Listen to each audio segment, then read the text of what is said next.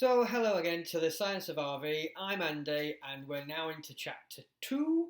And chapter 2 is about how I design the mobile home or RV of my choice, and what methods and processes are we going to go through to do that.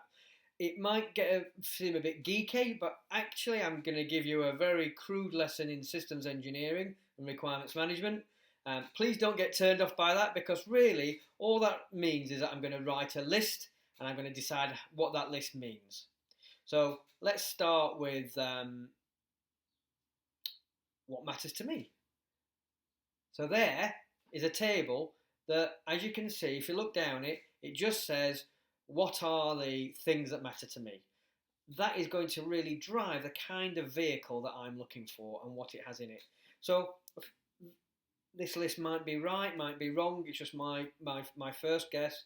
I'm sure you all do the same. If you went shopping for a motorhome or RV, you'd say what's important to you, and might help you drive how you make those decisions. So you'll see from the list that first of all, I don't intend to own this RV forever.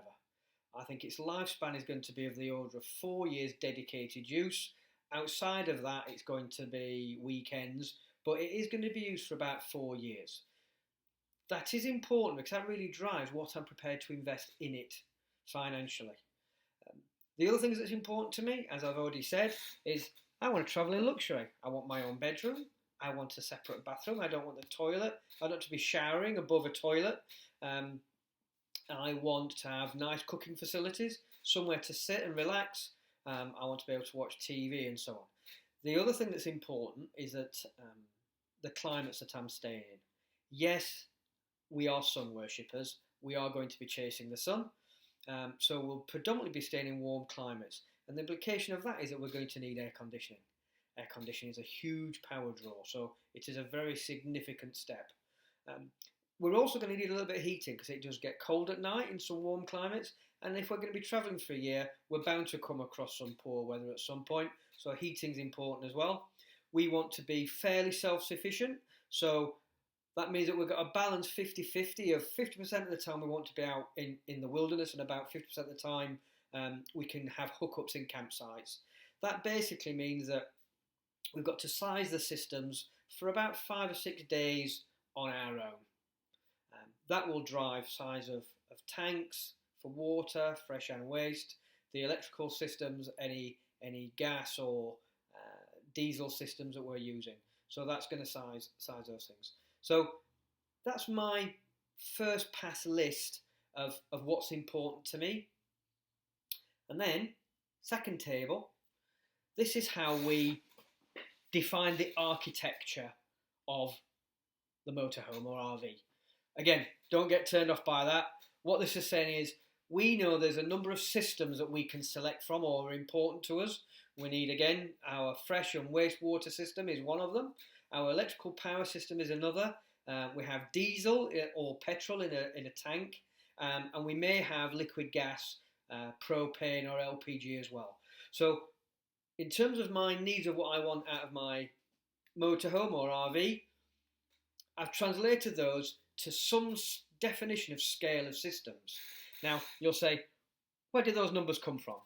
Well, there's lots of resources around the internet, which I'll share with you, which tells you how much we need per person per day on average. There's also lots of resources that tell you how much sun you get in various parts of the world. If you want to size your solar system, how much power consumption that you're going to use. And we'll get into all that detail in future as we talk about each individual design of each individual system.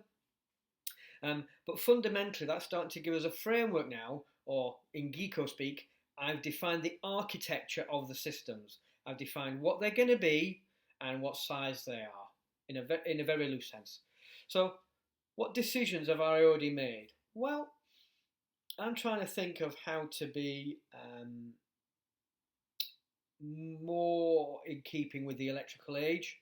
I'm sure that in 5 years, 10 years time, when I'm looking to use this vehicle, that electrical power will be delivered in more novel ways. We all know battery technology is improving day by day.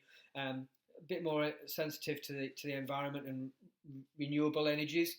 So I'm looking to see if I can minimise the use of some of the fossil fuels.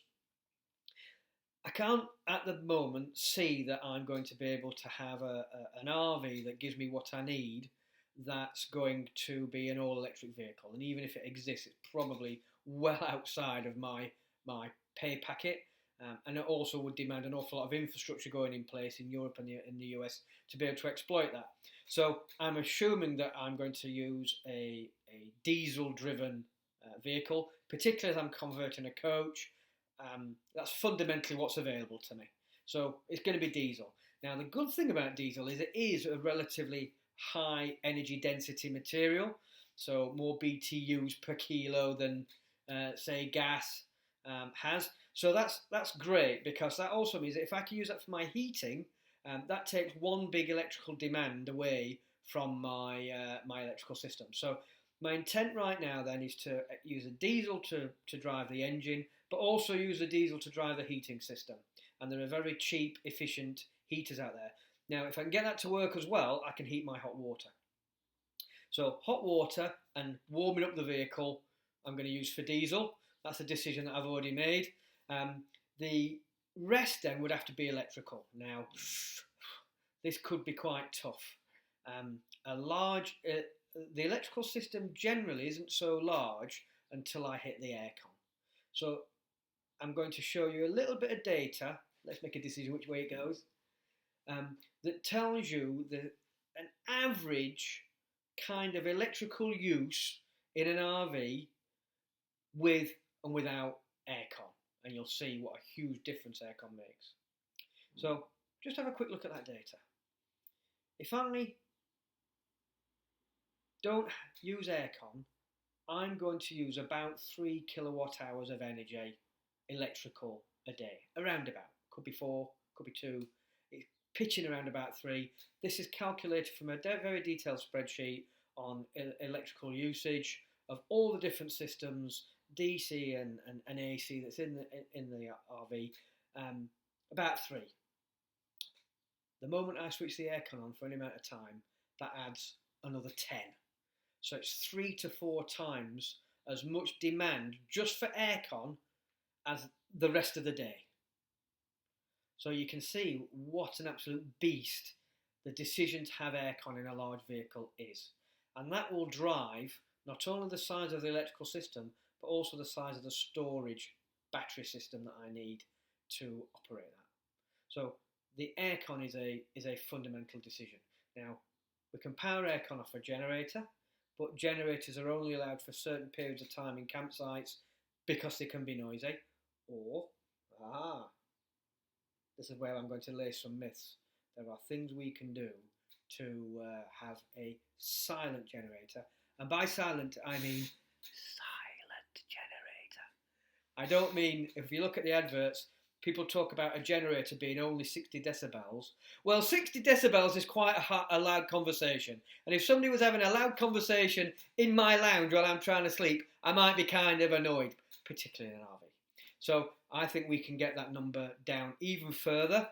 And we'll talk about that again a little bit, not later today, but another time. So live power rather than storage power, so we'll get into. Solar power we'll get into, and the pros and cons of that. Again, there are some real myths around solar. It's excellent for lots of people, but for the majority, it probably isn't at the moment. And I'll come on and explain that in another video. So here we are. We have decided how big the systems are, what we want to power. The diesel tank is sized by what comes with the vehicle. I know that if I'm going to heat my vehicle and hot water, I'm going to use a couple of gallons a day on top of that. So that's not really substantial in terms of size in the tank, because the tank on a vehicle like this is really enormous. If I'm going to use that diesel to power generator, that's another matter. That could use 2-3 gallons a day. But again, 15 gallons on top of a 100-gallon tank, that's all manageable. So the diesel side is probably taken care of quite easily. It's the electrical side that's really going to dominate. I'm not going to have any LPG. I'm going to use induction hobs. I'm going to use electric cookers. I'm going to have electrical systems except for hot water. A little electric system in hot water just as a an overflow, if you like, in case I use the alternator on the engine as part of my electrical system, which is also something we're going to get into. So if you want to scope your own RV, I would suggest you do what I did first of all, which was that one, which was just write a list of all the things that matter to you and how big or small that makes them. So what it is and how big it is. Once you've decided upon that, you can then check that the vehicle that you're looking at meets those requirements, because you might have a very lovely motorhome, but when you look at the size of the tank, you go, I'm going to be scrimping on water. I'm going to have military showers where I'm just using a wet wipe. I'm not studying luxury, getting all nice and wet. So, depends what you want, depends on how you live. I'm looking for luxury. You can then decide what works for you and what doesn't. And then with some of the information that you'll see in the links and share, that'll allow you to decide what size of system you need in your vehicle. So if you're going shopping, use that tick list. If you're building yourself, use this method and help. I hope you find all the links useful. There's some great resources out there. There's lots of people who've done this before. Weeding out the scientifically accurate approaches versus the experience-driven, but maybe narrow in their field views, is what I've tried to do. So enjoy, but what you can see from that is that I need really big water tanks and I need really, really lots of electrical storage. Okay, see you next time.